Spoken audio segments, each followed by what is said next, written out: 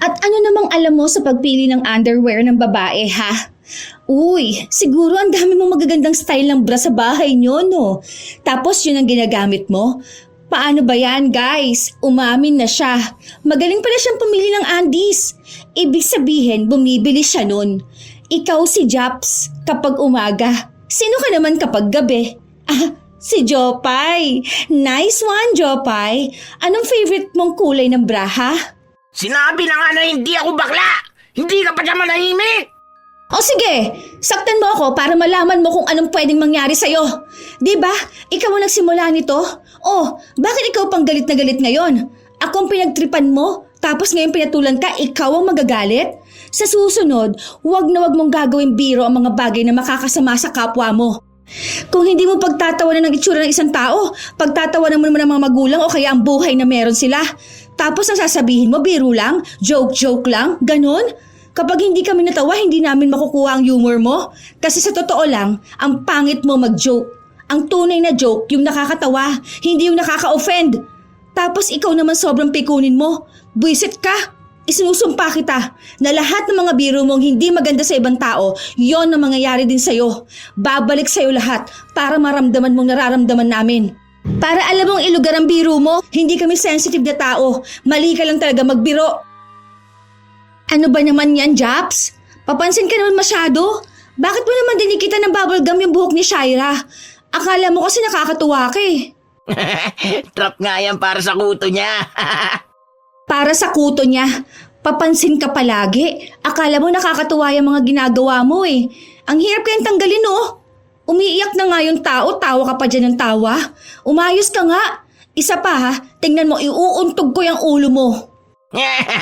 Galit na galit, gustong manakit. Nagbibiro lang naman ako. Sabi ko sa kanya, huwag siya malikot para di dumikit eh. Ang likot niya. Hindi ko na yung kasalanan oh. Tignan mo siya umiyak. Lumalaki ang ilong niya. Tignan niyo guys. Ano ba? Tama na! Isa pa talaga, Japs. Problemado na nga kami kung paano namin tatanggalin to. Sa halip kasi na makatulong ka, lalo mo pang dinadagdagan ng sama ng loob ng tao. Susumbong talaga kita mamaya kay Chair. Sumbuera ka pala. Oo talaga. Papansin ka kasi. Siguro hindi ka pinapansin sa bahay ninyo kaya ganyan ka no. Para ka nanlilimos ng atensyon ng mga tao sa paligid mo. Wow, namamalimos talaga. Ayos ka. Oh, tingnan mo. Ang lakas mo mong asar pero pikunin ka naman pala. Halata naman kasi sa'yo na kinukulang ka sa pagmamahal sa bahay ninyo. Hindi ka siguro mahal ng mama mo. Maayos ka dyan ha. Kala mo nakakatuwa ka. Bakit? Ikaw nakakatuwa ka ba? Tingnan mo lahat na lang gagawin mong biro eh. Hindi mo alam nakakasakit ka na ng ibang tao. Umayos ka para maayos din kami sa'yo. Kung ayaw mo na mapagsabihan ka, huwag kang magbiro. Ang pangit ng humor mo. Ano bang ginawa ko ha? Di ko naman sinasadya na malagyan ng bubble gum ang buhok niya. Isa pa, ang dami niya naman talagang kuto. Tignan mo nga nakakadiri hawakan ng buhok niya dahil sobrang sapnot. Nakakadiri naman pala. Bakit mo pa hinawakan? Tapos kapag umiyak yung tao, sasabihin mong joke lang? Akala mo vlogger ka para maging prankster? Papansin palagi? Lahat na lang ng bagay ginagawa mong biro. Hindi natapos na magtalo ang dalawa dahil kuhang-kuha ni Japs ang inis ni Lady. Simula pa noong grade 7 sila, magkaklase na silang dalawa. At kilala naman ang binatilyo sa kanilang paaralan bilang palabiro. Pero hindi maganda ang mga biro na ginagawa niya. Hindi siya nambubuli pero ang biro niya ay tiyak na ikapapahamak ng mga tao sa paligid niya. Hindi natanggal ang idinikit ni Jap sa buhok ng kanyang kaklase, kaya wala itong nagawa kundi ang magpagupit na lang ng buhok. Ilang araw pa ang lumipas, palagi pa ring nanunukso si Jap sa mga kaklase niya. Kahit na isumbong siya ng mga guro nila, ginagawa niya lang ding biro. Ang hindi niya lang talaga mabiro ay si Lady dahil matapang ito para buweltahan siya. Mabilis pa namang mapikon si Japs kaya madalas silang nag-aaway na dalawa. Pero pinipilit pa rin ni Japs na gumanti ng biro kay Lady. Isang araw, nang makauwi si Lady sa kanilang bahay, inilapag niya ang bag sa sofa bago siya nagtungo sa kusina para kumuha ng tubig na maiinom. Sakto naman na umuwi rin galing sa trabaho ang kanyang ina. "Oh, nak, kauuwi mo lang ba?" Ano yung amoy na yun? Kakauwi ko nga lang po. Nag-practice kami ng volleyball eh. Ano pong amoy? Ay, hindi ko alam. Ano bang amoy yun? Pero parang ang baho eh. Baka siguro dahil hindi pa ako nakakapaglinis ng bahay. Sa Sunday na lang siguro o kaya papalinis na lang ako kay Ate Juday. Sige po, ma. Pasok na ako sa kwarto ko ha. May gagawin pa akong activity eh. Nang kunin na ni Lady ang bag niya, doon na rin niya naamoy ang tinutukoy ng kanyang ina. Mukhang galing yon sa kanyang bag, kaya ang sabi ng kanyang ina ay doon na lang niya tingnan kung ano ang laman nun. Bumungad sa kanya ang mga basura. Hindi niya mawari kung mga pinagbalatan ba yon ng pagkain dahil amoy panis ang mga yon. Ano yan? Bakit may mga ganyan sa bag mo? Pinagkainan mo ba yan kanina? Bakit hindi mo naman tinapon? Ang baho na tuloy. Ay, buwisit talagang Japs yun oh. Ang baho na nito. Tapos may medyas pa talaga. Buwisit talaga. Wala na. Ang baho na ng jersey ko. Ay, ano ba yan? Yung papel ko nabasa pa. Buwisit! Japs, yun ba yung kaklase mo na palaging nangaasar sa klase nyo? Yung kaklase mo simula grade 7 kayo? Opo, papansin yun palagi eh. Eh bakit naman ganyan ang ugali ng batang yun? Hindi maganda ang inasta niya. Hindi po talaga maganda. Nung nakaraan ba naman nilagyan niya ng bubble gum yung buhok ng kaklase ko, kaya ayun, nagpagupit na lang. Tapos ngayon ako naman yung ginaganito niya. Yari talaga sa akin yan bukas. Lalagay ko mismo yung bag niya sa loob ng basurahan. Ay, wag ganon nak ha. Wag mong gagantihan ng isang tao dahil lang sa ginawan kanya ng masama. Dapat po ganon ha. Para malaman niya na hindi lahat ng tao papayag na biruin niya ng ganon. Okay lang naman makipagbiruan eh. Pero wag naman yung sobra na hindi na nakakatuwa. Mali yung biro niya eh.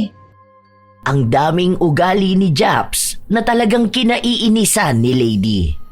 Pero kahit nasabihin niya lahat yon sa kanyang ina, sinasabi lang sa kanya na huwag siyang gaganti dahil darating din daw ang araw na magbabago ang ihip ng hangin at malalaman din ni Japs ang mga mali niyang ginagawa. Sobrang bait kasi ng ina ni Lady at tila ba ang pagiging mahinahon at pasensyosa nitong ugali ang hindi niya nakuha sa kanyang ina. Mukhang sa kanyang ama pa siya nagmana na siyang mabilis uminit ang ulo kapag may nakikitang hindi niya gusto. Nasa ibang bansa ang ama ni Lady at 2 taon na itong hindi nakakauwi sa kanila. Nag-iisang anak lang din ang dalagita. Kinabukasan, tinutuo ni Lady ang ginawa niyang itapon sa basurahan ang bag ng kaklase pero nakita kaagad yon ni Japs. Hindi sila nagtalo pero hindi sila nagpapansin ng dalawa. Hanggang sa gumawa na naman ng kalokohan si Japs. Hoy, Juday! Yung nanay mong chihuahua nandun sa labas. Hinahanap ka yata. Ano na naman yung pinagsasabi mo, Japs? Oh, bakit sa akin ka na naman nagagalit? Hindi naman ikaw ang tinatawag ko ah. Huwag kang papansin dyan. Ako pa talagang papansin? Tawagin mo ba namang chihuahua yung nanay ni Charis? Oo na naman ngayon. Buti nga di askal eh. Mukha naman talagang chihuahua yung nanay niya. Nagkaganon yung mata oh. Oo, ang laki. Ang sama talaga na ugali mo. May pangalan yung nanay niya. Isa pa, tao yon, hindi aso. Wala akong pakialam. Kung di ka natatawa sa mga joke ko, di huwag ka makinig, okay? Ang lungkot ba naman kasi ng buhay mo eh. Di mo alam kung ano yung mga biro. Ang hirap mong pasayahin. Alam ko kung ano ang mga biro at hindi ganyan ang magandang biro. May mga joke naman na nakakatawa pero hindi yung makaka-offend ka ng tao dahil sa panlalait mong ganyan. Pati magulang ng tao, gagawan mo ng joke. Paano kung nanay mong tawagin mo kang aso, ha? Ay, ewan ko sa'yo. Di mo gets ang humor ko eh. Joke nga lang, pinapalala mo naman masyado. Di ka masayang maging friend. Ang bilis mong ma-offend. Pangit mo ka, banding. Hindi na kumibo pa si Japs matapos niyang sabihin ang mga salita na yon. Kahit na anong saway sa kanya ni Lady, hindi niya ito pinapakinggan dahil alam niyang para sa kanya ay nakakatawa siya. May mga kaibigan din kasi siyang tumatawa sa mga biro niya, kaya ang akala niya ay tunay na nakakatawa ang mga sinasabi niya. Isang araw, paglabas nila sa isang silid-aralan, nawawala ang isang pares ng sapatos ng kaklase nila. Kailangan kasi nilang hubarin ang mga sapatos nila pagpasok sa loob sa kadahilan ng bawal marumihan ng sahig at para wala silang ibang maipasok na dumi. Nasaan daw yung sapatos ni Karel? Ilabas nyo na yun! Ganito na lang. Amuyin na lang natin isa-isa yung mga bag para kapag may naamoy tayong amoy daga, nasa kanya yung sapatos. Baw-baw ng paa ni Karel pag iintersan nyo pa yung sapatos niya. Ilabas nyo na yan, huy! Maawa naman kayo sa banlag!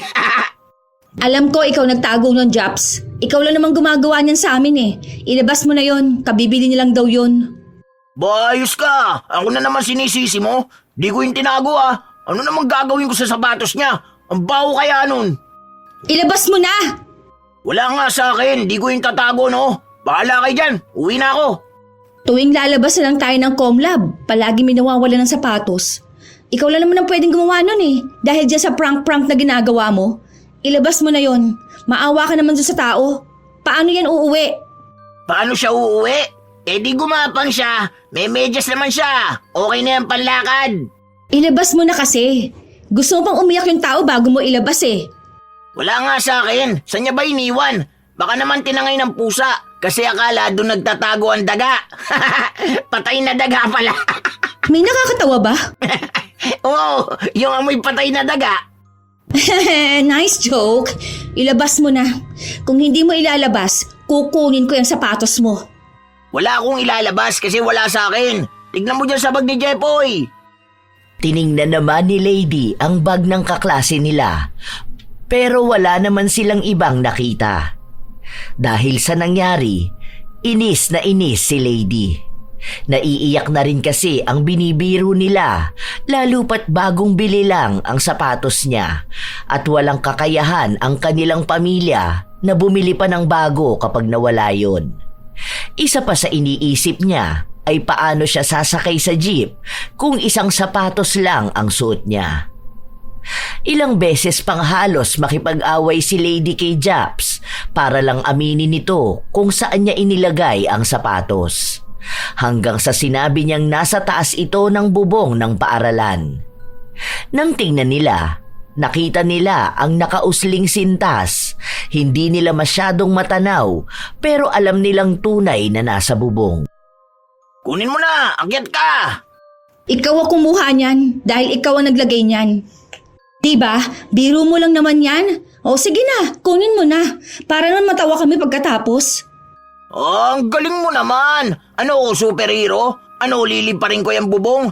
Wait mo na lang mamayang gabi. Baka biglang mahati ang katawan ni Karel, tapos kunin niya yan sa taas. Di ba sabi nila aswang ang pamilya niya? Kasi yung tatay niya mukhang aswang. Kasi dalawa na lang yung ngipin. Tapos lagi pa namumula ang mata. May sakit yung tatay ng tao, hindi yun biro. Ewan ko kung saan napupunta yung natututunan mo sa school. Hindi kasi napupunta sa utak mo. Ayos ka man lahit Kala mo naman kung sino ang matalino. Perfect ka. Oo, hindi naman din ako sobrang talino. Pero kakaiba kasi yung sayo. Hindi mo ginagamit ang utak mo para makapag-isip ng maayos. Lalaitin mo yung magulang ng tao matapos mong pagtripan. Ikaw kaya itapon yung sapatos mo sa bubong. Kapag sa'yo naman ginawa, nagagalit ka. Ewan ko sa'yo. Wala akong panahon makipag-usap sa'yo. Kunin nyo yan kung kaya nyo.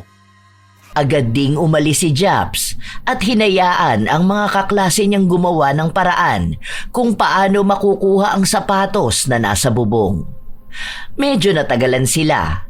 Nakuha lang yun nang humingi sila ng tulong sa mga nagbabantay sa kanilang paaralan. Ilang beses na yung ginagawa ni Japs at wala ni isa sa mga kaklase niya ang bumabawi sa kanya. Kapag ginawa kasi nila yon, natatakot silang aabangan sila ng binatilyo sa labas ng paaralan. Isang beses pa, habang may event sa kanilang school, ang dami pa ring kalokohang ginagawa ni Japs. May pagkakataon pang sinadya niyang lagyan ng yelo ang likuran ng kaklase niya at saka sila nagtawa ng magkakaibigan. Uy, joke lang naman. Bakit ka umiiyak? Kalalaki mong tao, naiiyak ka? Dahil basta nilagyan ko lang ng yelo ang likod mo? Ang sensitive mo naman. Balat sibuyas. Hindi mo naman niya ikamamatay ah. Sakto lang yan dahil mainit ang panahon. Huwag ka na umiyak. Ano ka, bakla? Nagtawanan ang mga kaibigan ni Japs habang sinasabi niya yon. Nakigaya rin sila na maglagay ng yelo sa loob ng damit ng kaklase nila kahit pasabihin itong wag nilang gawin dahil nga pawisan siya at baka magkasakit. Pero wala silang pakialam. Wait, ang boring ngayon ah. Sino kaya pwede natin pagtripan? Paano kaya kung si Junrel? Naalala ko na naman nung pinakain natin sa kanya yung pizza na napulot natin sa basurahan. Gawin kaya ulit natin yun, no? Ay, kaso di na yan tumatanggap ng pagkain kapag galing sa akin eh. Pero dati, patay gutom kasi. Palibasa, wala yan silang makain sa bahay nila. Nagtawanan silang magkakaibigan hanggang sa nakita nila ang isa nilang kaklase na nakaupo lang sa isang gilid at kumukuha ng video. Nilapitan nila yon at yon ang naisipan ni Japs na lokohin. Kinakausap niya ito habang nakatutok sa tenga at sinisigawan. Anong pinagsasabi mo? Natay ka sa pantalon mo ngayon? Grabe ka naman, kaya pala ang baho mo. Akala ko pa naman hininga mo yung mabaho. Natay ka pala talaga. Dahil sa ginagawa ni Japs, naririnig ng ibang tao ang sinasabi niya at napapatingin sa kaklase nila. Hiyang-hiya naman ito kaya napatakbo na lang sa malayo. Hindi pa sapat para kay Japs ang ginagawa niya.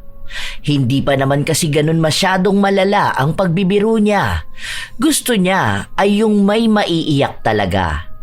Dahil maraming guro sa paligid nila, hindi siya masyadong makagalaw. Hanggang sa nakita niya ang isa nilang kaklase. Tahimik lang yon at walang kaibigan. Nagmasid muna sa paligid ang binatilyo.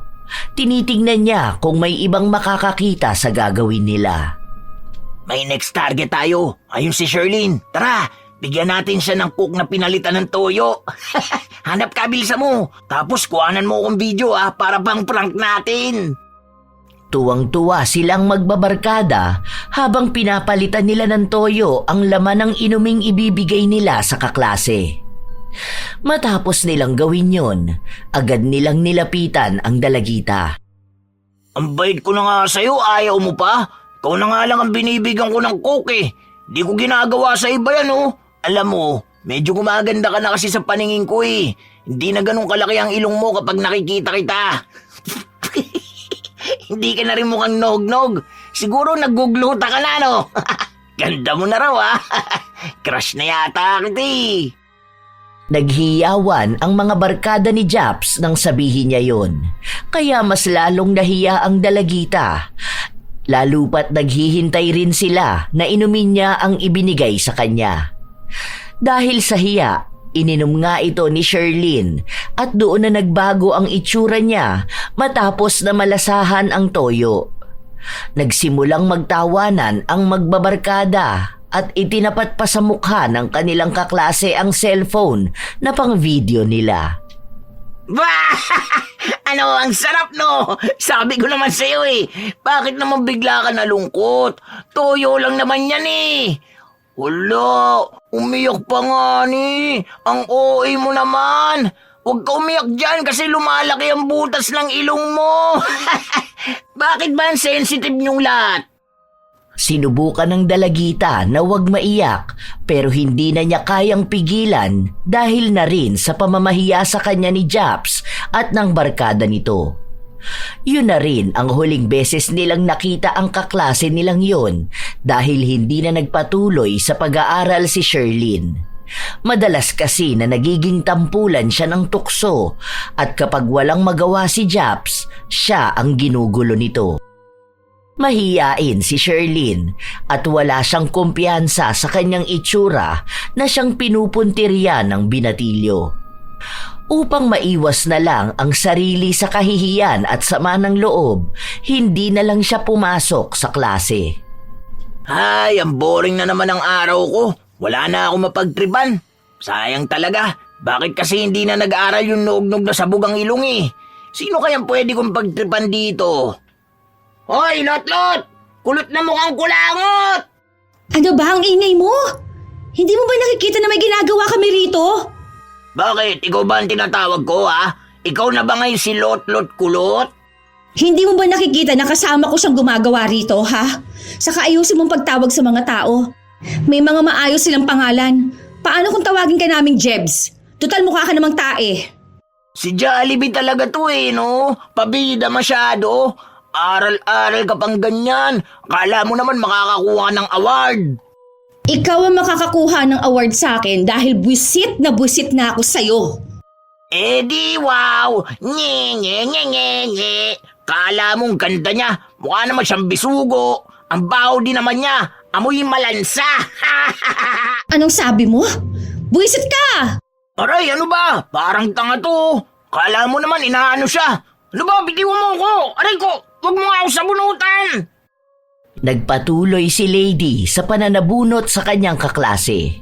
Hindi niya ito tinitigilan kahit pa man nasasaktan na si Japs. Napahinto lang siya nang dumating ang kanilang guro. Tumingin pa ng masama si Japs sa kanya habang naglalakad ang dalagita pabalik sa kanyang upuan. Yari ka talaga sa akin, Jollibee ka. Pabida ka masyado ah. Sakit ng anit ko dahil sa'yo. Hindi na natigil ang bangayan ng dalawa kahit na ilang araw na ang nakalipas. Hindi pa rin kasi nakakabawi si Japs sa ginawang pananakit sa kanya ni Lady. Hindi rin naman niya ito pwedeng saktan dahil alam niya ang kahahantungan niya kapag yun ang ginawa niya. Ang gustong gawin ng binatilyo ay ang pikunin na lang si Lady. Pero hindi niya yun basta magawa dahil sa lahat ng mga naging kaklase niya, si Lady ang pinakapalaban. Alam nyo, inis na ako dyan kay Jollibee. Ano kaya ang pwede kong gawin para mapiko na naman yan sa akin? Hindi yung palaging akong kinakalaban niya. Papansin palagi. Kala mo naman bibigyan siya ng award pag pinagtanggol niya lahat. Hindi marunong kumilatis ng biro eh. Biglang pumasok sa loob ng silid-aralan si Lady para ilapag ang bag niya. Inirapan niya rin si Japs.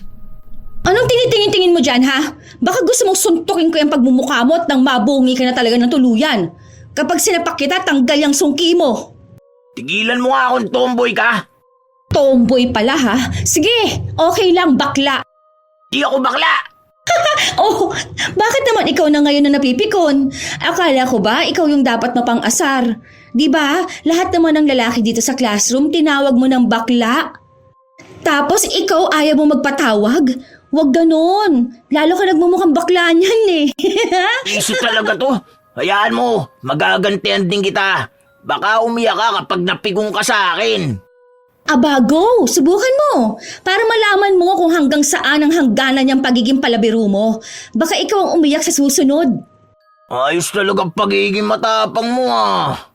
Oo, dahil alam ko naman na duwag ang mga katulad mo. Nagtatago ka lang sa pagiging mapang-asar mong tao para pagtakpan ng pagiging malungkot ng buhay mo. Papansin ka kasi uhaw ka sa atensyon ng mga tao. Diba? Hindi mo ba naman yun makuha sa mga magulang mo eh? Maayos ka dyan ha. Dahil kahit babae ka, papatulan talaga kita. Oh, wawa naman ang batang gilove ng mama niya. Lumalabas ng pagiging bading mo, oh. Papatol ba naman sa babae? Ay, tingnan mo. Ikaw ang mahilig mang asar, pero kapag inasar ka naman, pikunin ka na. Wawa naman talaga. Oy, oy. Ah, talaga ba? Kaya pala may kabit yung tatay mo sa abroad, no? Ano, akala mo di ko naririnig yung mga chismis na yon? Sige, gusto mo magpikunan tayong dalawa? Yun na lang ang gawin natin! We, talaga ba? Bakit naman ikaw pa ang galit dyan? Ayuy, kalalaking tao niya pero chismoso. Ay, sabi ko na Barbie eh. Di ako bakla! Galit na galit si Japs dahil hindi niya maipagtanggol ang kanyang sarili. Habang si Lady naman ay panay lang ang tawa kahit pa naririnig na sila ng iba pa nilang mga kaklase. Ilang araw pa ang lumipas, palagi pa ring natatalo si Japs kapag nag-aasaran sila ni Lady. Kahit na anong panlalait na gawin niya sa dalaga, may mas malaking panlalait itong ibinabalik sa kanya na siyang kinaiinisan niya. Wala silang pasok. Nasa labas sina Lady at Sarah kung saan kumuha sila ng padala ng ama ni Lady na nasa ibang bansa at naggala sila sa labas para bumili na rin ng bagong gamit ng dalagita. Ito na ko, sukat mo nga to kung kasya sa'yo. Ayoko niyan, ma. Ang sikip niya, no? Mukha pa namang tumaba ako. Hindi ka naman tumaba, nagkaroon ka lang ng laman. Mas maganda nga yan kesa naman yung sobrang payat mo. Paano kaya si Japs? Nakakainis. Hindi ko lang pinapahalata sa kanya pero naiinis ako sa tuwing sinasabi niya na ang taba ko. Ang laki daw kasi ng braso ko. Hanggang ngayon pala, inaasar ka pa rin nun. Huwag mo na lang siyang pansinin. Hindi naman lahat ng panlalait ng isang tao sa pisikal mong itsura ay tunay. Minsan, hinuhuli lang nila kung saan ka masasaktan. Hindi ka naman mataba. Lahat na lang sa classroom namin binabati niya ng kung ano-ano. Tapos kapag pinagsabihan naman siya, ang dahilan niya nagbibiro lang naman daw siya. Masyado lang naman daw kaming seryoso. Hindi naman po kasi maganda mga biro niya Meron talagang mga taong ganon, anak ko. Kaya nga dapat, wag silang pansinin. Alam mo kung anong makakasakit sa kanila? Yung hindi sila binibigyan ng atensyon. Kaya hayaan mo na lang siya kapag inaasar ka. Kasi baka ma-stress ka lang lalo. Ay, sana nga po makaiwas ako. Kasi palagi kami nag-aaway Pikon na pikon kasi talaga ako sa kanya. Buti na lang hindi ako nagmumura. Kasi kung sakali, minura ko na talaga siya. Nako, isa pa yan sa wag mong gagawin ha. Alam mo ang pagsasalita ng masasama sa kapwa mo, pwedeng magdulot ng kapahamakan nila. Alam mo yung hinihiling nung iba na mamatay na yung mga kaaway nila o kaya yung mga sumpa-sumpa na lumalabas sa bibig nila? Makapangyarihan kasi ang dila natin, kaya yung mga hinihiling natin pwede talaga yung magkatotoo. Paano kung masama ang hiniling mo sa kapwa mo, di ba? Paano naman kung deserve niya naman na mapahamak dahil masama din naman ang ugali niya? Katulad ni Jobs, ilang tao na napahamak niya May mga dati pa kaming kaklase na hindi na nag-aral dahil sa mga biro-biro niya na hindi naman nakakatuwa. Dapat sa kanya napaparusahan. Sa halip na humiling ng masama sa kanya, ang hilingin mo ay yung ikabubuti niya para ma-realize niya na mali ang mga ginagawa niya. Kaya nga pinagbabawalan kitang magsalita ng masama, di ba? Lalo na kapag galit na galit ka. Kasi alam mo, may mga tao na malalim ang koneksyon sa mga ninuno nila. Kaya kapag talagang hiniling nila yung isang bagay na mabigat sa puso nila, malaki ang chance na magkakatotoo yun. Oh, may ganyan po pala. Hindi rin kasi ako masyado nagpapaniwala sa mga ganyan Kaya sikapin mo na huwag kang magsasabi ng kahit na anong masama sa kapwa mo. Ha? Lalo pa kung hihiling ka ng masama sa kanya. Kahit na ano pang gawin niya sa'yo, ang hilingin mo na lang ay yung maisaayos ang kanyang pag-iisip para malaman niyang mali ang ginagawa niya. Sige po, subukan ko lang.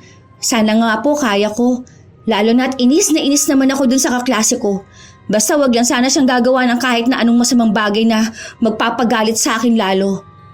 Minsan po kasi hindi ko masabi kung kaya ko bang pigilan ang sarili ko na makapagsalita ng masama Itinatak na lang ni Lady sa kanyang isipan ang payo sa kanya ng kanyang ina, lalo pat kilala niya rin ang kanyang sarili.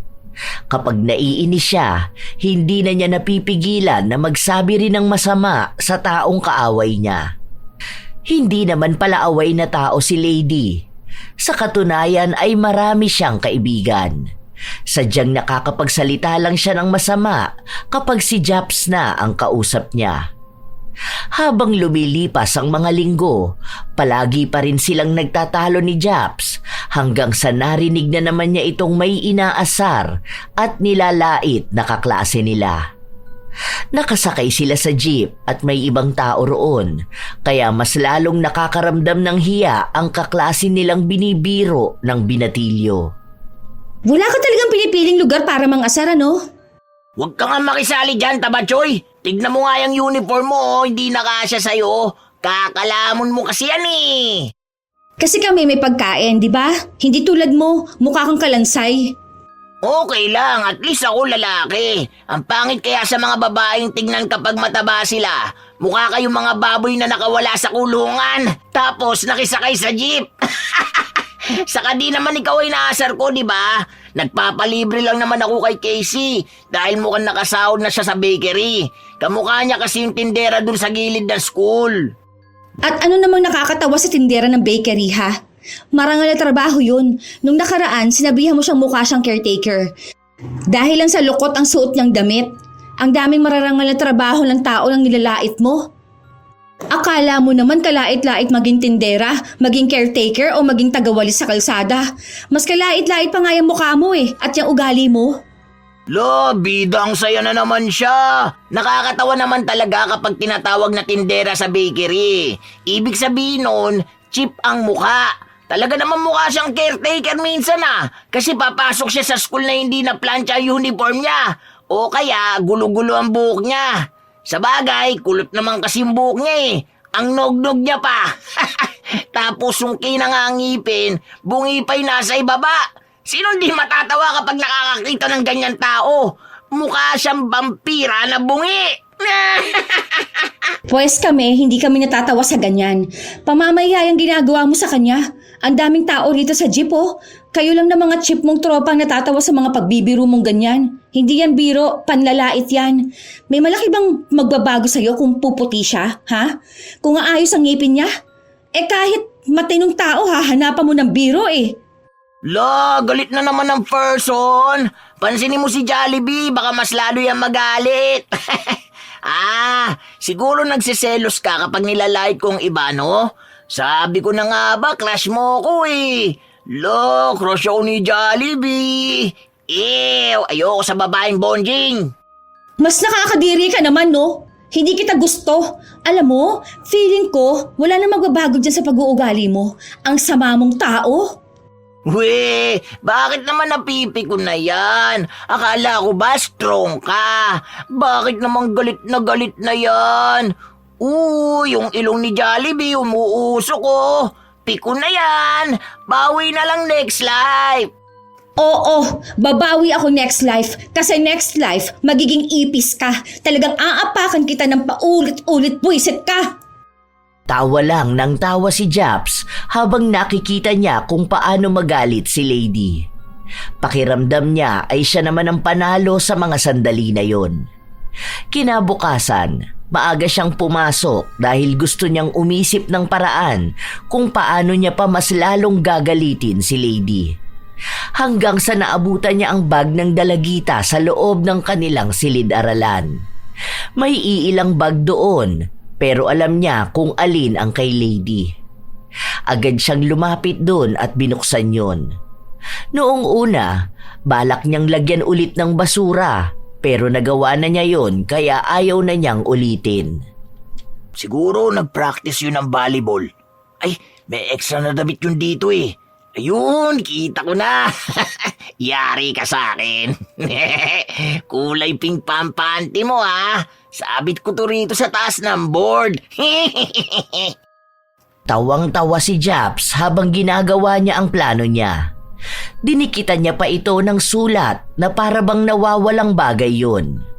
Matapos niyang gawin ang kalokohan, sinagad niya pa ang inis na makukuha ni Lady.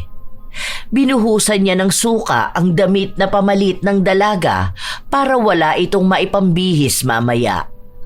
Matapos nun ay lumabas na siya ng silid-aralan para hindi siya makita ng dalagita kapag bumalik ito upang kunin ang pambihis niya.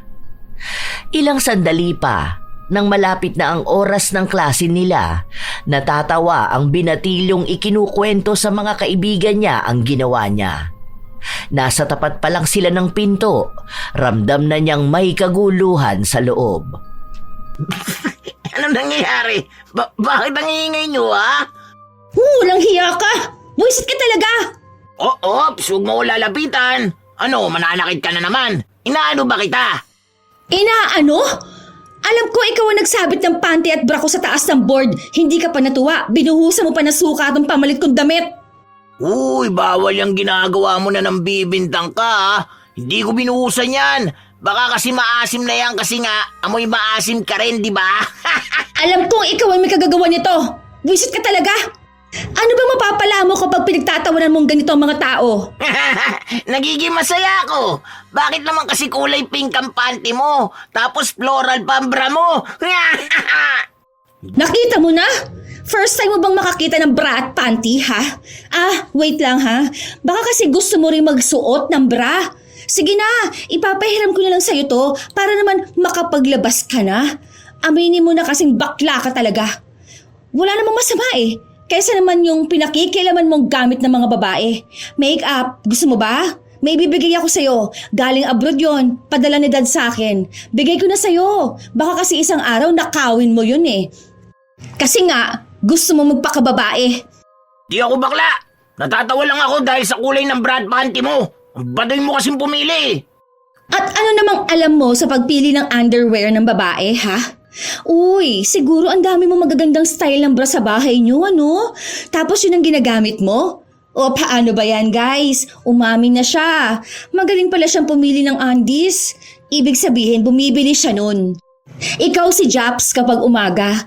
Sino ka naman kapag gabi? Si Jopay. Nice one, Jopay. Anong favorite mong kulay ng bra, ha? Sinabi na nga na hindi ako bakla. Hindi ka pa siya manahimik. O sige, saktan mo ako para malaman mo kung anong pwedeng mangyari sa'yo. Diba?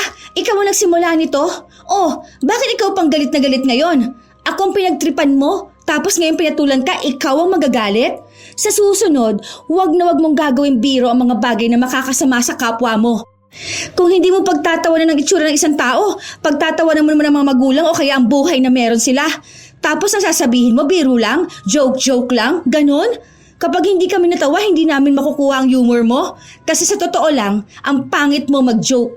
Ang tunay na joke, yung nakakatawa, hindi yung nakaka-offend. Tapos ikaw naman sobrang pikunin mo. Buisit ka. Isinusumpa kita na lahat ng mga biro mong hindi maganda sa ibang tao, yon ang mangyayari din sa'yo. Babalik sa'yo lahat para maramdaman mong nararamdaman namin. Para alam mong ilugar ang biro mo, hindi kami sensitive na tao. Mali ka lang talaga magbiro. Dami mong pang satsat. Nagbibiro lang naman talaga ako, Ikaw ang pikunin eh. May nalalaman ka pa diyang sumpa-sumpa. Ano naman magagawa niyan? Ano ka ba, mangkukulam, ha? Sana all baliw. Patuloy na nagsagutan ng dalawa. Kahit si Lady, hindi siya nagpapatalo. Gusto niyang ilabas ang lahat ng sama ng loob na nararamdaman niya, lalo pat pagod din siya sa pag-iensayo niya. At nakaramdam siya ng pamamahiya matapos na isabit ni Japs ang panloob niyang kasuotan na nakita ng mga kalalakihan nilang kaklase. Pinatawag silang dalawa para kausapin para na rin matapos ang bangayan nilang dalawa. Dahil kahit patigilin sila ng kanilang guro, wala sa kanila ang gustong manahimik. Bakit akong pagsasabihan? Siya marami sinasabi sa akin, di ba? Wala naman sa isa yung mga lumalabas sa bibig ng babae niyan eh. Papansin kasi siya. Tapos kapag pinansin naman na siya na magagalit. Baka ikaw ang papansin. Hindi ka na nakakatuwa. Kahit na itanong pa sa mga kaklase natin. Sasabihin nilang lahat na hindi ka talaga nakakatuwa. Hindi mo lang talaga matanggap na may taong aapila sa mga pangit mong biro. Kasi pangit mo ang mga joke mo. Kita nyo na. Sino ba sa amin ang bully? Sinabihan niya ako ng pangit. Ay, wow! Na-offend ka na doon? Matapos mo akong pagsabihang bonjing? Matapos mong paglalaitin lahat ng nakikita mo sa mukha namin? Pati yung mga magulang ng mga klase natin? Wala lang nagsusumbong eh, dahil alam nila na pag-iinitan mo sila. Ano bang sinabi mo sa atin ni Paula? Lagi mo yung tinatawag na mongoloid, di ba? Tapos inaasar mo pa siya palagi na magiging katulad niya ang ate niya. Kasi malaki yung mukha niya kaya mukha rin siya mongoloid. Tapos pagtatawa naman pa siya palagi. Hindi mo siya tinatawag sa pangalan niya.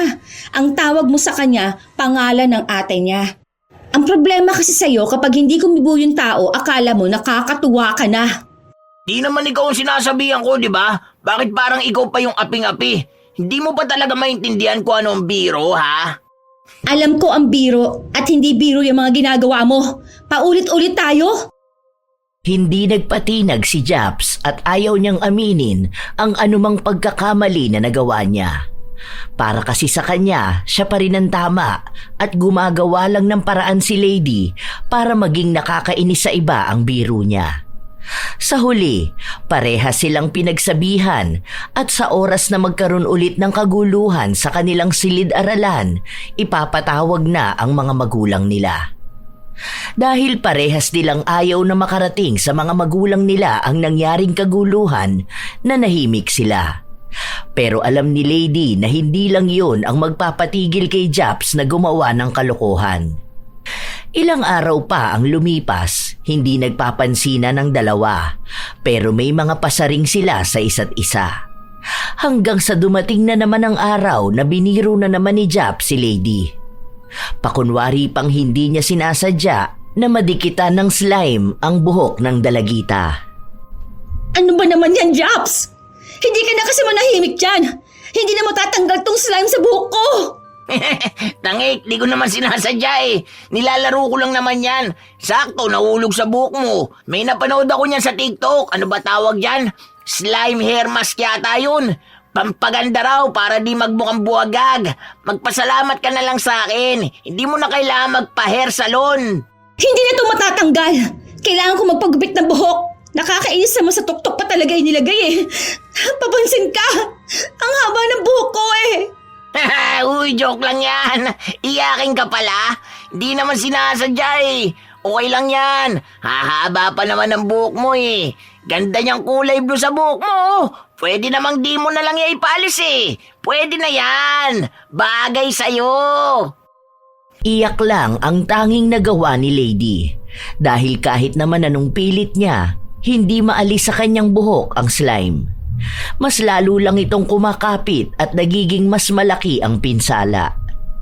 Nang makauwi siya sa bahay, nagulat ang kanyang ina kaya agad silang nagpunta sa salon para magawan pa ng paraan. Pero masyado nang nakadikit sa buhok niya kaya kinailangan na talaga itong gupitin. Masyadong naging maigsi ang gupit sa kanya. Ang buhok niyang hanggang bewang naging maigsi na para bang panlalaking gupit. Bukas pupunta ako sa school nyo. Kakausapin ko yung kaklase mong gumawa sa'yo niyan. Sobrang iksi ng buhok ko. 7 na to eh. Para akong lalaki. Ayoko ng ganitong buhok, ma. Nakakahiya naman pumasok. Hindi nakakahiya ang ganyang buhok. Hahaba pa rin naman yan. Ang hindi magandang tingnan ay ang ginagawa ng kaklase mo. Hindi dapat ganun ang ugali ng isang bata. Ipapatawag ko rin yung nanay nun sa school para makausap ko. May laban pa naman kami ng volleyball. Bala ko pa naman magpatirintas ng buhok tapos ganito lang mangyayari. Alagang-alaga pa naman ako sa buhok ko. Nakakainis talagang Japs yun. Makakaganti rin ako sa kanya. Sana makalbo siya. Ay, di ba sabi ko huwag kang magsasalita ng ganyan sa kapwa mo? Masama yan na humihiling ka ng ganyan. Paano naman po kasi ako hindi hihiling? Nakakasama ba naman ng loob? Ilang taon ko inalagaan ang buhok ko. Tapos masisira lang dahil sa kagagawa ng bully na yon. Buhok ko to eh. Iba na to. Ang lalanan niya. Dapat sa kanya napaparusahan. Halos ayaw na ni Lady pumasok sa paaralan dahil na rin sa itsura ng kanyang buhok. Inaasahan na niya na kapag nakita siya ni Japs, tatawanan siya nito at magiging simula na naman para sa bagong panunukso sa kanya. Wow, ayos ah! Bagong gupit si Vegeta! Tapos nagpakulay ka na rin para mas bagay sa'yo! Talagang natuwa ka pa na ganito kaigsi ang buhok ko? Baka bukas, bigla kang pumasok na kalbo ka na. Hindi ako sanay na makita kang ganyan. Nakakatawa yung tsura mo eh. Mukha kang tomboy na naka-lipstick. Ang pangit mo pala kapag di mahaba ang buhok mo, no? Pero at least medyo okay kang tignan kasi nakikita na may leeg ka rin pala. Pero nakakatawa talaga yung tsura mo. Habang inaasar ng binatilyo si Lady, pinatawag naman siya sa opisina ng principal. Nang makarating siya roon, nakita niya ang kanyang ina at ang nanay ni Lady. Hindi na niya tinanong kung anong dahilan dahil alam na niya kung bakit siya pinatawag. Hindi po, bali nag-aarutan kasi kami noon. Kaso, bigla naman nadikit sa ulo niya yung slime. Nagbibiruan lang kami noon nung una eh. Kasi nga po, may nakita kami sa TikTok na gumagawa ng slime hair mask. So ayun, di ko rin naman alam na di na yun matatanggal. Palagi kasing nagsusumbong sa akin ang anak ko na inaasar mo siya. Hindi lang siya, pati yung mga kaklase mo. Tapos kanina napag-usapan namin na kagagaling nyo lang pala rito dahil nag-away kayong dalawa. Sana naman wag mong panatilihin ang ganyang ugali mo kasi hindi yan maganda sa totoo lang. Minsan kailangan mong ilugar ang biro mo. Joke nga lang yun, di ba? Masyado naman kasi kayong mga seryoso. Wala na akong ibang sasabihin pa dahil kayo na ng nanay mo ang dapat na mag-usap. Dahil siya talaga ang unang magdidisiplina sa'yo. Nang umalis si Sarah, pinagalitan si Japs ng kanyang ina. Halos gusto na siyang murahin ito at saktan. Mabuti na lang at kaharap nila ang principal. Pero pinagsabihan siya ng ina na mananagot siya kapag nakauwi na sila. Naantala kasi ang trabaho nito para lang pumunta sa paaralan at ang bubungad lang sa kanya ay ang kalokohan na ginawa ng kanyang anak. Pagbalik ni Jap sa loob ng kanilang silid-aralan, baka sa kanyang mukha na naiinis siya. Siguro nakausap ka na ng magulang mo, no? Pinagalitan ka ba dahil sa mga katarantaduhang pinaggagawa mo? Masaya ka pa talaga, no? Sumbongera ka pala talaga eh. Ang tanda mo na pero asa ka pa rin sa mama mo na pupunta rito sa school. Wow! Kaya naman pala pati mama mo nasa school din, di ba?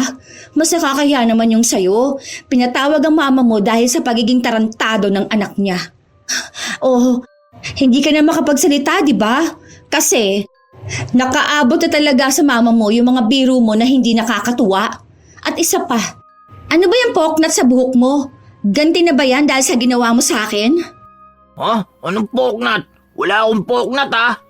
Tingnan mo ang itsura mo, oh. Ano yan? Tiningnan ni Japs ang itsura niya kung saan nakita niya na may mga tapyas ang buhok niya at nakakahiya yung tingnan. Hindi niya alam kung paano yun nangyari dahil wala namang gumupit ng buhok niya. Sa tuwing hahawakan niya ang ulo niya, nalalagas ang kanyang buhok. Dahil sa nangyari, kinailangan niyang magpakalbo.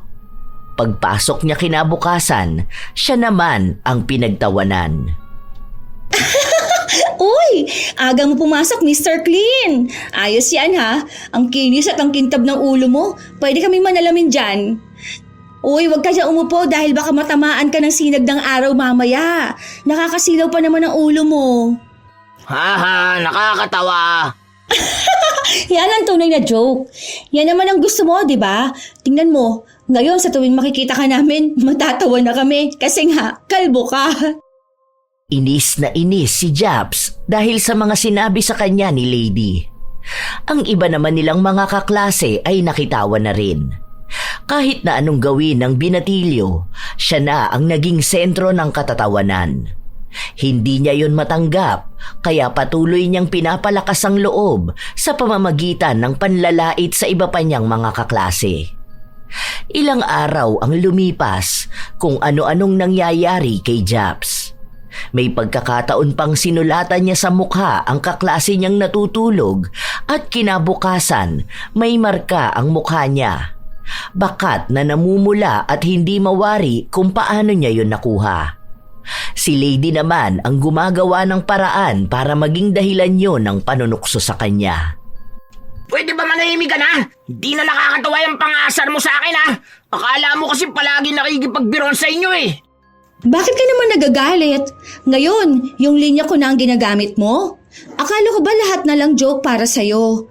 Ngayong nakikitawa na kami sa humor mo, magagalit ka naman na. Hoy, wag ganun. Dapat bawal ang sensitive na tao. Nakikita mo na nga naman nangyayari sa akin eh. Siguro kagagawan mo to, no? Baka mangkukulam ka. Wow, napagkamalan pa ako mangkukulam. Kung kukulamin man kita, hindi lang yan ang mapapala mo sa akin. Gusto sana kitang gawing kuto para ilang beses kitang titirisin dahil inis na inis ako sa'yo. Karma mo na yan. Deserve mong magkaganyan, ano? Dahil kapag may mga taong nasa paligid mo, tapos may kakaibang kapansanan, pinagtatawanan mo at ginagawa mong biro. Ngayon, ikaw na ang nagkakaroon ng kakaibang sakit. Ikaw naman ang nagiging biro. Damahin mo yan para naman malaman mong hindi lahat ng bagay nakakatawa. Para maramdaman mo rin yung nararamdaman nila, no? Ngayon mo sabihin na sensitive sila. Duh! Deserve na deserve. Sana ikaw rin magkaganito dahil sa panunukso mo sa akin. Ay, no. Hindi yan mangyayari sa akin. Kasi hindi naman ako tulad mo. Hindi ko ginagawang biro yung mga seryosong bagay. Ikaw lang ang ginagawa kong biro. Kasi nakakatawa ka na ngayon. Pikon na pikon si Japs sa mga salitang sinasabi ng kanyang kaklase. Ilang araw pa ang lumipas, walang nagbabago sa kalagayan ng binatilyo. Kahit na nasa labas sila ng paaralan, nagiging tampulan siya ng tukso. Ginagawa siyang katatawanan ng mga tambay malapit sa kanila. Noon, siya ang gumagawa noon at kung sino-sino na lang ang pinagtatawanan niya. Wala siyang pakialam kung may sakit ba o wala. Mapabata man o matanda, kapag gusto niyang lokohin ay niloloko niya. Ngayon, bumaliktad na ang lahat. Siya na ang nakakaranas nun. Nahihiya na siyang lumabas ng bahay nila o pumasok man lang sa paaralan. Pakiramdam niya kasi, bawat taong makakakita sa kanya, huhusgahan lang siya. Pero kahit na ganon, hindi niya pa rin inaalis sa kanyang sarili na manlait at pagtawanan ng ibang tao, kahit pa man malala na ang nangyayari sa kanya. Naikwento rin ni Lady sa kanyang ina ang kakaibang nangyayari kay Japs. Baka naman may isa siyang nabiro na hindi natuwa sa kanya, tapos yun ang nagpakulam sa kanya. Posible naman yun dahil ang daming galit sa kanya. Ewan ko po sa kanya. Tapos ako ang sinisisi niya. Mukha ba ako mangkukulam? Saka ang sabi ko sa kanya na deserve naman talaga niya yung ganun. Kasi sama ba naman ang ugali niya? Para naman po ma-feel niya na na-feel ng mga nilalait at binibiro niya, di ba? Huwag mo sabihin sa akin na ginagaya mo na siya. Hala, hindi po ah. Siya lang ang binibiro at tinutokso ko. Wala nang iba. Kasi paano ko po maigaganti ang ibang tao kung hindi ko ipaparana sa kanya ang ginagawa niya? Hindi ba po? Valid naman ang reason ko na pang-aasar sa kanya eh. Ganun pa rin yun, anak. Hindi ibig sabihin na pinagtatanggol mo ang iba sa pamamaraang masama ay nagiging mabuti ka na. Nagiging katulad ka lang din ng kinagagalitan mo. Hindi mo na kailangan pang tuksuhin yung tao sa kung anong itsura niya dahil kung tatanggapin niyang mali siya, malalaman niya yun sa sarili niya, hindi sa kung paano mo siya tinuturing. Walang maitutulong na mabuti sa iyo ang panunukso sa kanya. Katulad sa kung paanong hindi rin nakakabuti kay Japs ang ginagawa niyang panunukso sa kanila. Kaya kung gusto mong matuto talaga siya, hayaan mo siyang matuto sa sarili niyang pamamaraan. Simula ngayon, hindi mo na siya tutuksohin, ha? Grabe naman po yung pinag-aagawa niyo sa akin, ma. Masyado naman po kayo mabait dyan. Hindi ko po alam kung kaya ko sundin yung sinasabi ninyo sa akin. Basta, gawin mo, okay? Kasi alam mo, sa nangyayari sa kanyang ganyan, imposibleng hindi niya mapagtanto kung anong mali niya. Tingnan mo, isang araw, siya na mismo ang aamin sa ginawa niya. Hindi mo na kailangang ipaalala sa kanya dahil bitbit na niya sa katawan niya ang kapintasan. Kaya siya ang makakapagsabi kung kailan niya tatanggapin ang kamalian niya. Magkaiba talaga ang pananaw ng mag-ina dahil ang gusto ni Sarah ay tumigil na ang anak sa pangaasar sa kanyang kaklase, habang si Lady naman ay gusto pa ring ipagpatuloy ang pagpaparanas kay Japs ng kahihiyan. Pero sa huli, hinayaan na lang din ng dalagita si Japs. Bibihira na lang kasi itong magbiro, lalo na kadalasan sa mga pagbibiro niyang hindi magaganda ay nangyayari rin sa kanya. Katulad ng hiniling ni Lady na lahat ng pamamahiya niya sa ibang tao, yun din ang mararanasan niya. Sa paglipas ng mga araw, wala pa ring nagbabago sa kalagayan ni Japs. Hindi na tumutubo ang buhok niya at ang mga marka sa katawan niya ay hindi nawawala. May isa siyang kaklase na sinabihan niyang banlag at pinagtawanan hanggang sa unti-unti na rin siyang naging banlag. Napansin niya yon dahil sa mga pagkuha nila ng litrato. Napupuna rin siya ng kanilang mga magulang na may kakaiba sa kanyang mga mata. Marami nang napapansin si Lady sa kalagayan ng kaklase, pero isinasantabi na niya ito dahil iilang linggo na lang din naman ang titiisin niya at hindi na sila magkikita. Bibili ka pa ba ng bagong sapatos para sa moving up nyo? Di po ba may pinadala sa akin si Daddy? Yun na lang po ang gagamitin ko. Mabuti na lang po, malapit na ang moving up namin. Matitiis ko pa si Japs. Pero alam niyo po, medyo nakakaramdam ako ng awa sa kanya. Nakakaawa naman talaga siya, lalo na at ang daming nangyayari sa kanya. Naisip ko lang po bigla. Kasi di ba napag-usapan natin yung mga sumpa-sumpa. Kasi sa pagkakatanda ko naisumpa ko siya eh. Pero hindi ko naman po yung sinasadya. Galit na galit lang po talaga ako nung panahon na yon. Anong sinabi mo sa kanya? Di ba, ang sabi ko sa'yo, huwag kang magsasalita kapag galit na galit ka dahil baka bigla kang humiling ng masama sa kapwa mo. Hindi ka nakikinig sa akin. Sorry na po. Hindi ko naman alam na mangyayari yun eh. Malay ko ba na pwede palang bumalik sa kanya yung mga panlalait na ginawa niya sa ibang tao. Saka, medyo natuwa ako kasi at least alam na niyang lumugar, di ba? Tingnan niyo po ngayon, hindi na siya ganun kalala katulad noon. Medyo nakakainis na lang siya ngayon, hindi yung sobrang nakakainis. Kahit na, hindi pa rin maganda yung ginawa mo. Siguro, kaya nga ganun ang nangyayari sa kanya dahil nakakapit sa kanya ang sumpa na ginawa mo. Alam mo ba na pwede ka ring maapektuhan dun? Paano kung isang araw, bigla na lang kayo magkapalit ng sitwasyon? Ha? Naku, gagawa natin ang paraan yan para matigil ang sumpa na ginawa mo. Hindi ko naman talaga sinasadya. Siya naman din na may kasalanan nun kung bakit siya nagkaganon eh. Kung sana maayos siyang tao, hindi ko naman siya isusumpa. Siguro naman, hindi lang akong sumumpa sa kanya. May iba pa na mas malala ang hiniling sa kanya. Nagkataon lang talaga na ang dami namin. Kaya ayun, nakarma siyang bigla. Siguro, pwede yung mawala kung gagawa siya ng paraan para mawala, like magbabago siya ng ugali. Pero kung hindi siya magbabago, baka habang buhay na niyang dalhin yun. Simula nang mapagtanto ni Lady na siya ang naging dahilan ng nangyayari kay Japs, hindi na niya alam kung kakausapin pa ba niya ang kaklase at pagsasabihan ito o hahayaan na lang dahil hindi na rin naman sila magkikita pa pagkatapos ng moving up nila. Ay, bahala na nga. Kunwari na lang imbento ko lang yung sasabihin ko sa kanya. Alam ko na hindi yan naniniwala sa mga sumpa-sumpa eh. Sa tigas ba naman ang mukha niya na maging mapang-asari, maniniwala yan sa mga sumpa. Nakatitig lang si Lady kay Japs hanggang sa nilapitan siya nito. Parehas silang nakakaramdam ng inis sa isa't isa. Ayaw pa naman ni Japs nang tinitingnan siya habang ayaw ni Lady na umaaligid sa kanya ang binatilyo. Anong problema mo, ha? Ang sama pa rin ng ugali mo, no? Hindi ka na ba talaga magbabago?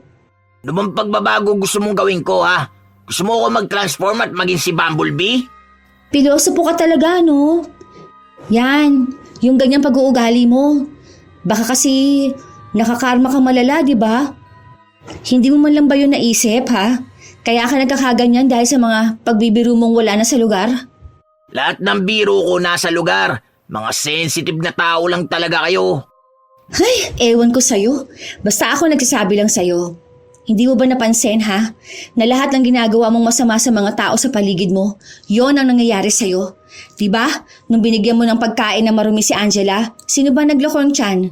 Diba ikaw? Halos matay ka na nga sa pants mo rito sa classroom eh. Doon pa lang, hindi mo man lang ba naisip? Nambibintang ka na namang nagbibigay ako ng maruming pagkain. Magsisinungaling ka pa? Huling-huli ka na nga. Alam mo, sa ginagawa mong ganyan, pinapahiya mo lang lalo sarili mo. Tingnan mo, sa paulit-ulit mo ring pagbibiro ng masama sa mga tao sa paligid mo, lalo ka lang mahihirapan dahil babalik at babalik sa'yo ang katatawanan. Bahala ka. Basta ako nagsasabi lang ha. Nasa iyo na yan kung magbabago ka o hindi. Pero kung hindi ka na magbabago, baka nga hanggang ganyan na lang ang kapalaran mo. Matapos ang pag-uusap nila na yon, hinayaan na ni Lady si Japs na gawin ang mga bagay na gusto niyang gawin. Ang magpatuloy manukso sa mga kaklase niya na bumabalik din naman sa kanya. Hanggang sa sumapit na ang kanilang moving up, kung saan lahat sila ay aakyat na sa stage.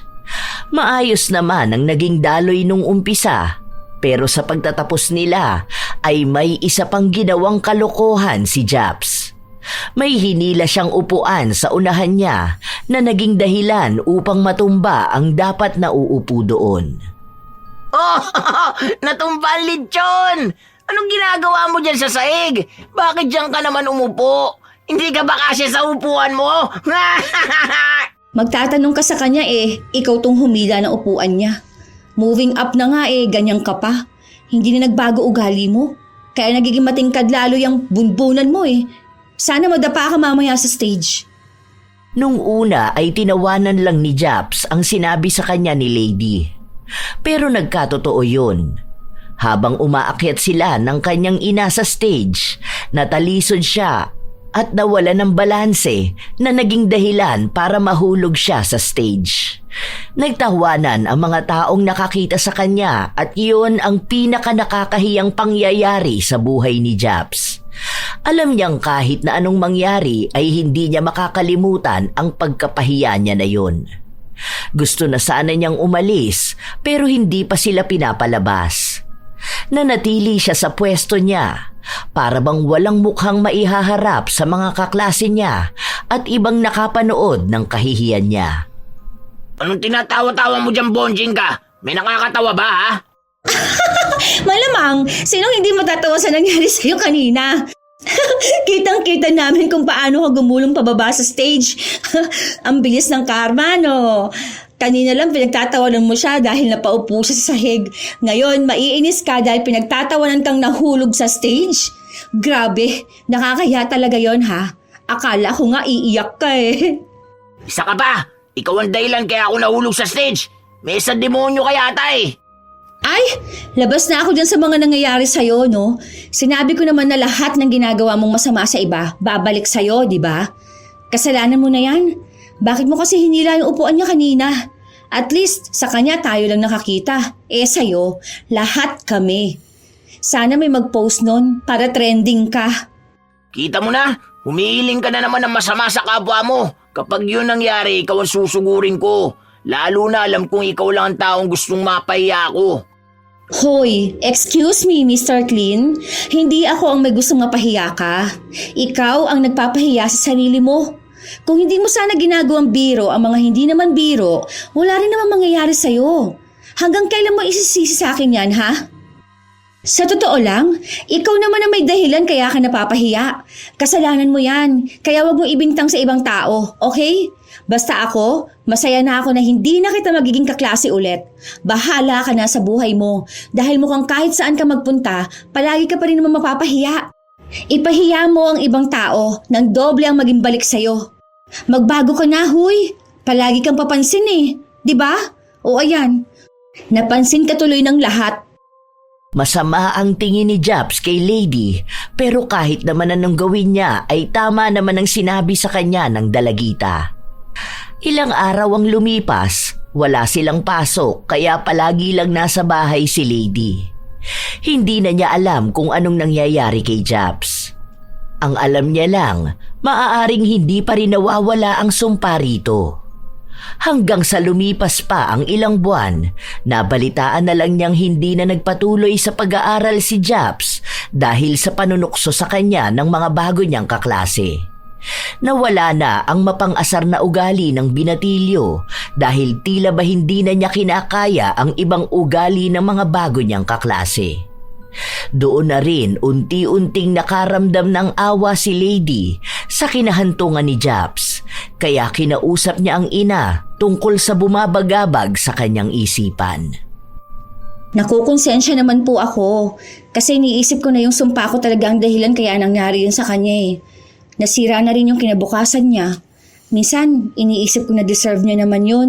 Kasi ilang mga dati naming kaklase ang tumigil din sa pag-aaral dahil sa kagagawan niya. Kaso kasi, alam mo po yun, hindi na ako mapakali eh. Tapos kahit patulog na ako sa gabi, bigla na lang pumapasok sa isip ko yung sitwasyon na ngayon ni Japs. Ang hirap po. Kahit na hindi na kami nagkikita, parang feeling ko konektado pa rin kaming dalawa. Yan nga ang sinasabi ko sa'yo noon pa man, di ba? Na kahit maisumpa mo ang isang tao, pati ikaw hindi matatahimik dahil konektado pa rin ang kaluluwan yung dalawa. Nakatali ka pa rin sa kanya. Oo, sabihin na natin na naparusahan mo nga siya, pero yung masamang epekto nun, nakakapit pa rin sa'yo. Kaya nga ayaw kitang nagsasalita ng masama eh, dahil maaapektuhan ka talaga. Ano naman pong dapat kong gawin? Humingi na ako ng tulong sa kakilala ko, pero ilang beses na raw niyang sinubukan, hindi niya matanggal yung sumpa. Siguro may kulang pa? Baka may kailangan. Ano naman pong kailangan? Dapat ba si Japs sa magpunta sa albularyo? Di naman po yun kulam eh. Hindi yun kulam, pero may koneksyon pa rin sa masamang elemento. Siguro dapat mag-usap kayo. Pwede raw kasi na ikaw o siya ang makakapagpaalis ng sumpa na yun. Siguro hanggat kaya pang maagapan. Basta sa susunod, huwag ka nang magbibitaw ng kahit na anong masamang salita sa kung sinong tao. Ha? Kapag pakiramdam mo, galit ka na at mapapahiling ka na ng masama sa kaaway mo, panatilihin mong tahimik. Hintayin mong kumalma ka bago ka sumagot sa usapan nyo. Dahil totoong walang mabuting dulot ang pusong napupuno ng galit. Tinanggap ni Lady ang pagkakamali na nagawa niya. Hindi na kasi maalis sa isip niya ang kalagayan ni Japs. Sinubukan niyang tawagan ng binatilyo pero hindi ito sumagot sa kanya. Nagpadala siya ng mensahe rito na kung maaari silang mag-usap. Ang akala ni Lady, hindi napapayag si Japs hanggang sa sinabi nito na hihintayin na lang siya kapag tapos na ang kanyang klase. Paglabas ni Lady ng kanilang paaralan, nakita niya ang isang payat na lalaki na nakasuot ng itim na sombrero. Nang lapitan niya ito, alam niyang si Japs yun. Bakit nagtatago ka dyan sa sulok? Baka magpagkamalang ka pang snatcher dyan. Wala nga namang doon ako maghintay sa tapat ng gate. Baka mapagkamala naman ako may inaabangan para bugbugin. Ano nangyari sa mukha mo? Bakit parang ang dami mong bulutong? Huwag mo nang pansinin yan. Ano bang pag-uusapan natin, ha? Tara, dun muna tayo. Umupo tayo. Bilisan mo na lang. Dahil baka may makakita pa sa akin dito pagtawanan pa nila ako. Nakakahiya na makita ako ng mga kakilala natin. Hindi ko alam na ganyan na pala ang nangyari sa'yo. Gusto ko lang talaga na humingi ng tawad. Kasi feeling ko, yung nangyayari sa'yo dahil sa sumpa na sinabi ko sa'yo noon. Na sa tuwing magsasabi ka o gagawa ka ng ikapapahamak ng ibang tao, yun ang mangyayari sa'yo. Hindi ko naman alam na pwede pala magkatotoo yung ganun eh. Sorry ha. Ako nga dapat mag-sorry sa inyo eh. Kaso, di ko lang nagawa dahil iniisip ko na baka magmukha akong lalong katawa-tawa eh. Dahil alam nyo naman na hindi ko ugali na umamin ng kasalanan ko. Kaya kahit na alam kong mali, dinadahilan ko na lang na biro lahat yun. Kahit na nakakasakit na ako ng kapwa ko. Pero uli na siguro lahat para sa akin oh. Ang dami kong pagsisisi sa buhay ko. Kasi tama naman yung sinabi mo sa akin eh. Na dapat hindi nakaka-open ang mga biro ko. Ngayon ko mas naramdaman yung mga mali kong ugali nun. Totoo pala talaga na nakakasakit laitin. Kahit pa sabihin na biro lang yun. May mga hangganan pala ang pagbibiro.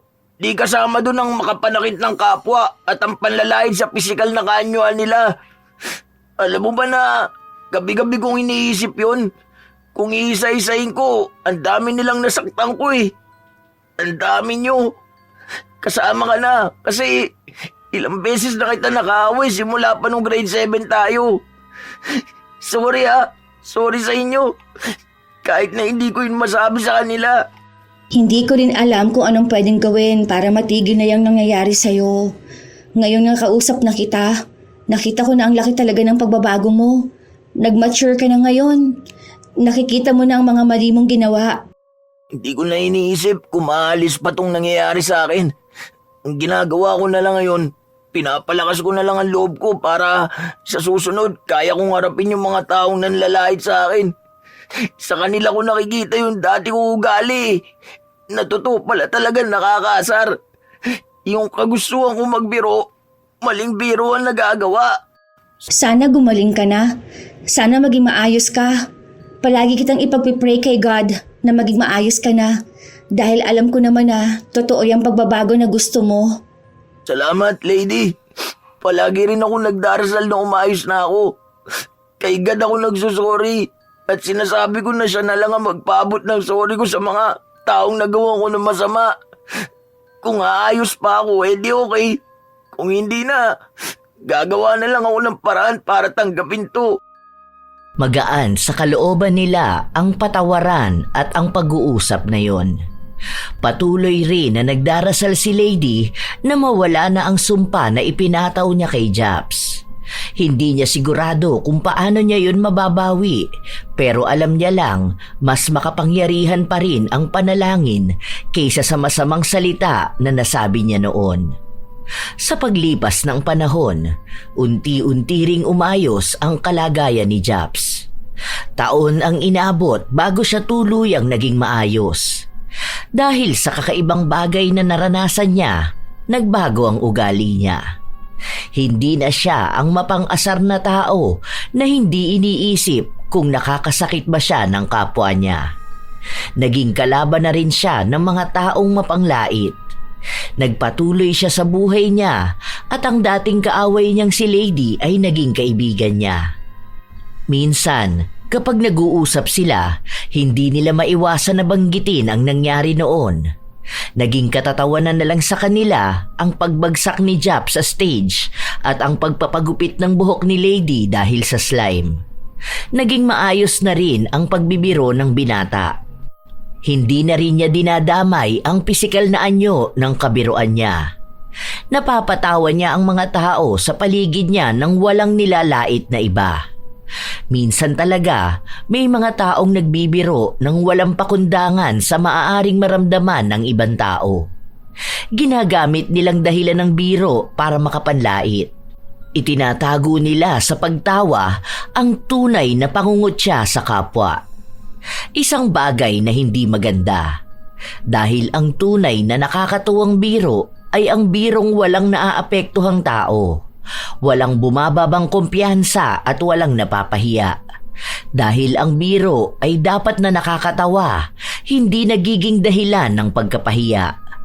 Meron ngang kasabihan na ang salita ay parang sibat. Kapag binitawan, hindi na maibabalik. Kaya maging maingat sa pagbibiro. Piliin ang salitang nakakapagpasaya at hindi nakakasakit. Dahil ang tunay na mabuting biro ay nagdudulot ng saya at pagkakaibigan, hindi sugat sa damdamin. Kayo mga apo, minsan ba'y nakaranas na kayo ng biro na hindi naman nakakatuwa? Ginagawang katatawanan ng inyong pisikal na anyo o ang inyong buhay at karanasan na para bang ito'y isang bagay na dapat ngang pagtawanan? Paano nyo hinarap ang mga taong katulad ni Japs na sa halip na nakatutuwa ang biro, ito'y nakakasakit sa inyong damdamin? Ibahagi nyo naman ang inyong mga karanasan katulad sa ating kwento ngayon. Shout out sa ilan sa mga masusugid na tagapakinig ng mga istorya ni Lola Telang. Ira Jane Bakay Songkuya, Jen Alikaykay, Razel Kimpo at Mau Punzal, Roslyn Mangilin, Florence Hervasio, Joanna Marie Pangilinan, Verheaven, Richard Salda, Angelina Ignacio, Belen Baladhay, Roy Lacandalo, Nerissa Fadriquela, Alma Naong, Angeline Mina, Mariposa Cruz, Kumusta kayo, MJ Rivera, Wanda Villarino, Teresa Uy, Corazon Cacalda, Baby Lee, Carolina Silorio, Sai Oliva, Maria Lee Nakagawa, Jenny Suzuki, Tats 765, Josefina Fuelias, Elaine Cardiente, Gold Page, Moriel Hernandez, Whisper of Creepy Stories, Leslie Bangkale.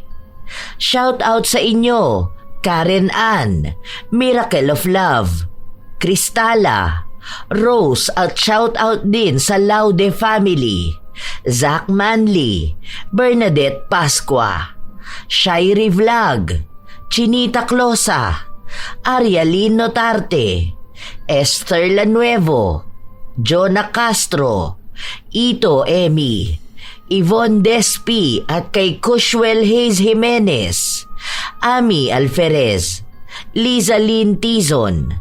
Salamat sa pakikinig nyo, Conelo PH Channel, Jestoni Guntan, Miss Lay, Alina Casido, Maria Therese Alimios, HZL, JNBJ, Jocelyn Kai, Cherilyn Dasalia, Celestina Sigua, Kathy Alimohane, Carl Joseph Gozon, Rashan Yan Licarte, Mayra Angkilo, Aida Orozco, Conchita Salazar, Bikay, Gemma de Ocampo, Lynn Tots, Jodeline Pakin, Milrose De Mate, Elizabeth Dunca, Edgardo Cunanan, Rhea Gonzaga, Anjo Flores at sa Dangiw family ng Nueva Ecija, Maria Benitez, Laliza Cutie.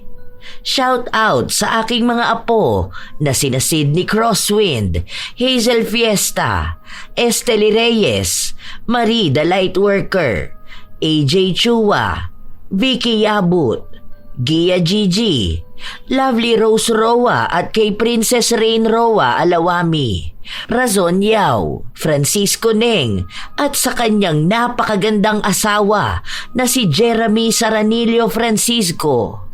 Ito ang inyong Lola Telang at maraming salamat sa lagi ninyong pakikinig mga apo.